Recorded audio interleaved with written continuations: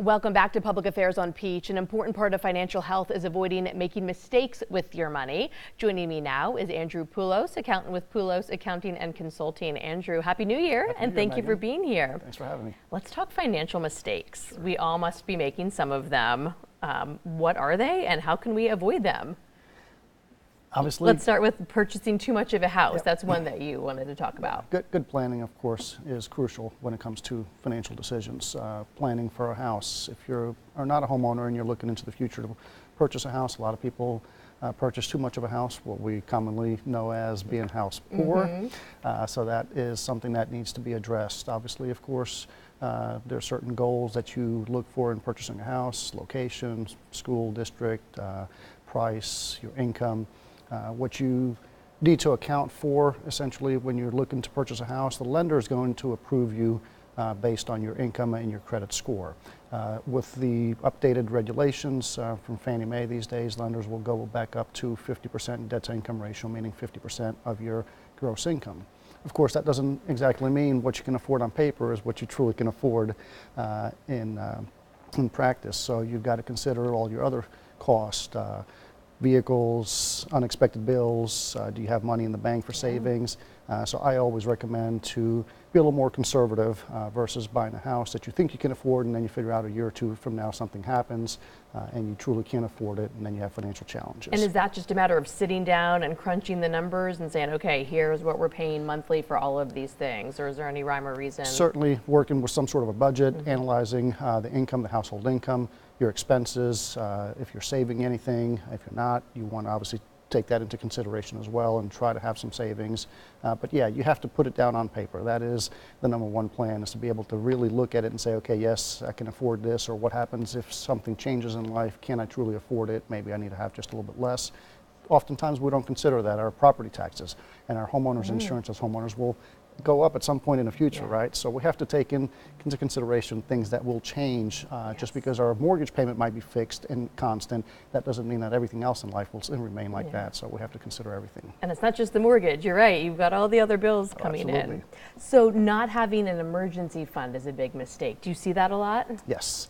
I mean, look, a recent Go Bank and Rate study showed that 69% of Americans have less than $1,000 in savings. I mean, that is astonishing that we can look at and say that basically every other household essentially has that little of savings. I mean, that's not enough these days to even buy a new refrigerator or a major repair on a car or anything, unexpected. So I see it a lot, unfortunately, in my world, being in the financial field. I always tell folks that it's easier versus, you often hear the old saying of, set a budget. A lot of folks are challenged by having to be confined within a certain parameters in a budget. I always say create a spending plan, meaning put on paper what your fixed costs are, your mortgage or your rent, your utilities, your car payment, insurance, things that you can identify, and then from there figure out what you have left to spend. At that point, I always recommend putting away 20% of that discretionary income for savings, so you have an emergency fund and some savings and begin to save, and then from there you know what you have to spend on things that are not necessary, essentially. But first things first, you're right, you need that just in case. We spoke about this in our previous segment with Manka, but not saving enough for retirement. Yes. Talk about how we can do that again. Let's recap some of the tips about this. Yeah, obviously saving for retirement. If you are working for an employer and have a 401k plan, contributing helps. It starts building up and you start saving. If you are self-employed, you have to be diligent and good about putting some money away, either to a SEP plan, SEP IRAs, a traditional IRA, something to begin saving. The biggest challenge that I always see with folks is making that first step and committing to it. It's no different than going to the gym, right? We all go to the gym as our New Year's resolution, and we have sometimes unexpected, or we set goals that can't be achieved, essentially, I should say, where we expect to lose X amount of weight or get fit in 2 or 3 weeks or a month. Spending and saving is the same thing. You got to set your goals, and it's a long-term strategy. So you got to be able to stick with it and see the results over time. It's not going to happen overnight.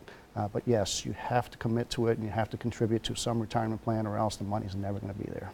And you would say it is a mistake to quit a job without having a plan. Absolutely.